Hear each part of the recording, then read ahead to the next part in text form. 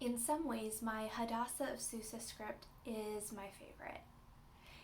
Partially because it's the one that's the most different from all of the others. So I had put together 3 Christmas Eve service scripts and had produced all of them and compiled also a Good Friday script. But because they were along similar styles, even though they had different themes, different music, and everything was a little bit different how I put them together, they did follow a certain trajectory or a certain style in how I assembled all of them. And Hadassah of Susa was completely different.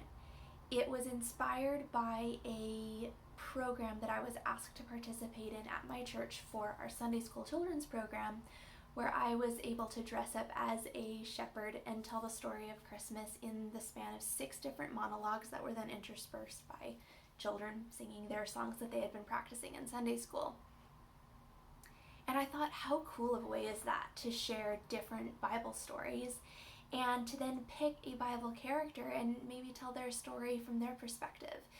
And I wanted to choose somebody that meant a lot to me, and Esther has been one of my absolute favorite people in biblical history for a very long time. I've read a lot of books, historical fiction as well as kind of doctrinal analyses of her story, and I wanted to explore with the idea of a believer in God put in pretty impossible circumstances and some of the stresses and struggles that she would have considered along the way.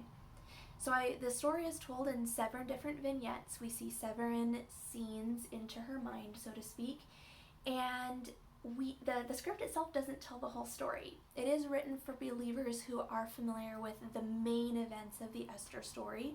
They're of course referenced in these reflections, so to speak. We kind of catch her, what she might be thinking of in the moment, and some of the thoughts that would be swirling in her mind, maybe some of the fears or the emotions or the insecurities or the ups and downs that she could have experienced in her own faith in Yahweh. And I think there's a value in us as modern day believers to not just look back on biblical stories and assume that unless spoken otherwise, these people who believed in God believed so consistently and so strongly day in and day out. I think it's rational to believe that they would have had their doubts and they would have had their struggles, even if they're not specifically recorded in scripture, because they too were human. And so I really wanted to highlight that human element of Esther and some of the questions that she would have had even at the end of her story, and looking back, some of those questions that she may have considered, some of the doubts and the fears and the stresses and the pain and the hurt that she still could have carried at the very, very end.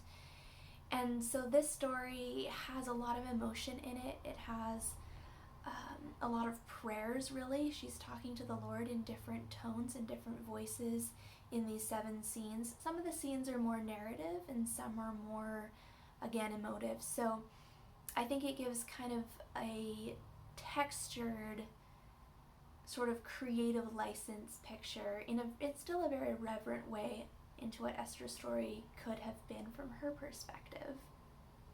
I designed it in those scenes to have songs sung by the congregation in between all of them. The way that I designed the program, Esther might change her costume a little bit each time, and when I was working on the costume aspect for myself, I did tweak the costume for every single scene just so that some of the visual elements confirmed the themes that are drawn through the program.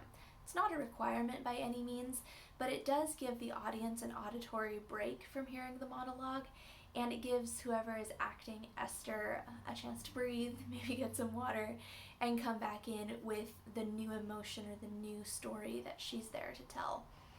In the website, on the script page, I have a list of a couple of dozen at least different worship songs, from old hymns to some, classic early 2000s contemporary music, all the way up to some more modern praise and worship songs that have been developed that would fit that theme or those questions, and some of the assurances that we have from God of who He is and who we can turn to when we're going through some of those same insecurities and those same challenges.